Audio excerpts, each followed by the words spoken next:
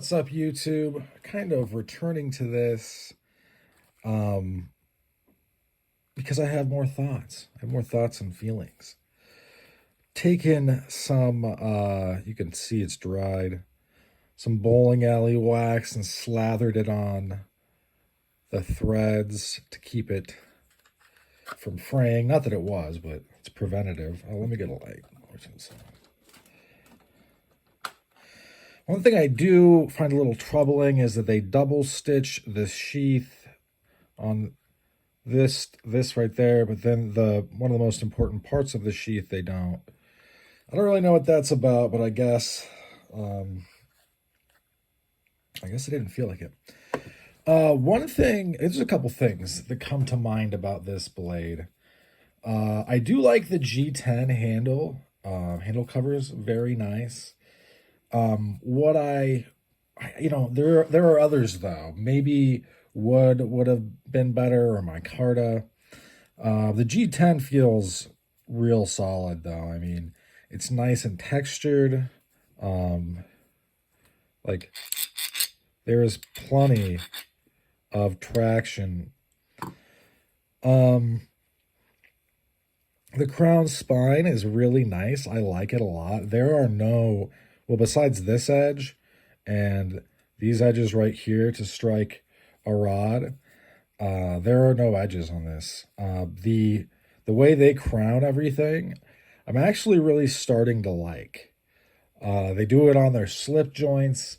It's not for everybody, but as Americans, for slip joints, we are.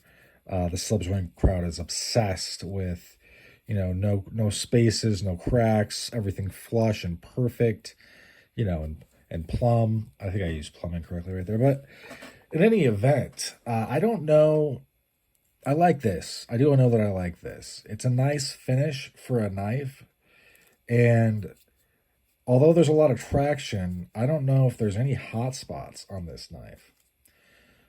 Another thing I like is that it is full tang. I like that it's compact. The way that it sits in the sheath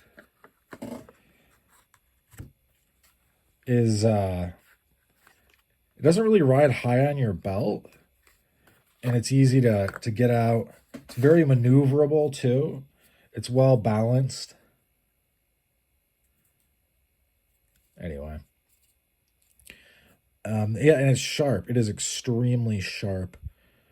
I've stropped it up quite a bit. It's also because of the steel that is used, the Sleipner steel. Is that even how that is?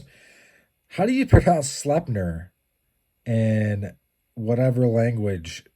You know what I mean? I'm probably saying it incorrectly. But, this steel is very, very tough. I did a episode about an exploration of Sleipner versus everything else. Sleipner is A8 modified, basically, but it's Udenholm's, A8. It's probably a little better. I'm sure they tweaked it a little bit. I can't imagine they wouldn't, you know what I mean? Like, they're very industrious people. So they're probably going to make it better. And as we can see, it's got a max toughness of 75. So it's only eclipsed by 8670, also known, that 8670, I believe, is it's like the better version of 5160. I believe it is 5160 spring steel. Remember that Sleipner steel is not D2, and it's probably not even a D2 variant or in the same family. It's similar to a beefy A2, a much beefed up A2, which A2, as you can see here, has 29 and 33 versus the 75 and 35, closer to 3V in some of its properties. Here is 3V.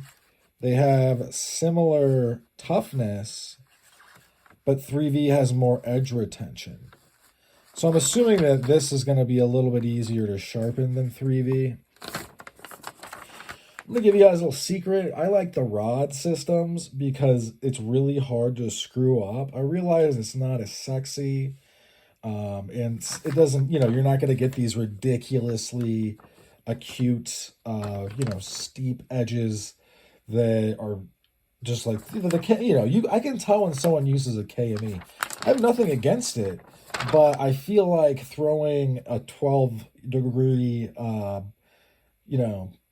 edge on every blade is probably a bad idea because it's going to need to be tough or it'll roll, right? Anyway, or chip out. Really what we're seeing is that there are some steels that make really great knives. And, well, that's stupid to say, I guess.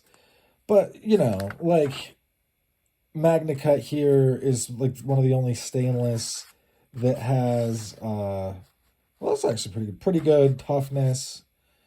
And then it also has some nice edge holding as well. Some of these are gonna, be desirable for their ease of sharpening. Some of them have just been simply outclassed, but they're, it's going to be reflected in the price that you pay, and so on. So, just keep all of this in mind. The A8 modified or the Sleipner steel from Udenholm and whoever else, it's very tough and it holds a decent edge is what I'm getting at. It holds the edge roughly half as long as M390, but has roughly potentially 10 times the toughness. So, yeah, these are all things to keep in mind. Simply because as a consumer, we're just getting to the point with steels. This is just my humble opinion, right? And this knife came out 3 years ago, and I don't know how it got into the zeitgeist that it's D2 adjacent, but that's really what everybody has been saying, and they're incorrect. According to the Home Slice YouTube channel, Steel Nerd, who's been touched by Jesus on the forehead, you can see the mark at left.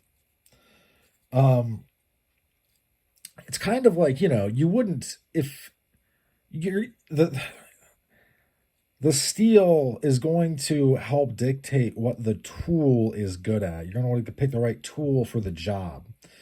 Are you going to be always able to pick up and use 420 high carbon, which is not even on this list? Yeah, you know what? It probably do all right. Like it's, blade geometry is going to have a lot to do with it. Hint, hint, you're going to want to use a 20-degree edge. So that has to do with, I've talked about the channel before, but it has to do with how that's like where the sweet spot is, where you really start to see it matter. On an outdoor knife, maybe you could get away with 22 or up, but at some point, you could honestly shave with a 45-degree edge. It's just that it's not going to really be that great. It's going to be more like a chopper or maybe like a K-bar or something, or an axe. But the point being is, it doesn't have to be a super steel. It just doesn't. It doesn't have to be a saw steel necessarily, although I think this would maybe classify in a way as a saw steel. Yeah, you just gotta kind of know what's going on a little bit, and be open to learning new things, right? We're moving in a good direction. We've seen 3V come to fruition recently. It seems to be kind of breaking out, even though it, I think, was created in the 60s and then propagated further in the 90s. I don't know, just look it up. But it's time for the consumer of knife products to really, decide what do I want in a knife, and set down and maybe write it down. I know that's probably a foreign idea to many people, but figure out, do I want it to be tough? Do I want it to be, super whatever? And then research some steels and then go from there. Uh, Obviously, edge geometry is going to matter a lot. This is a flat grind, flat saber grind. Yeah. So, and then obviously you're going to want to sharpen it up and then strop it up and then get to work with it. In any event, that's all she wrote for this one. Thanks for sticking with me to the end. Hope you folks have a great rest of your day. Bye now.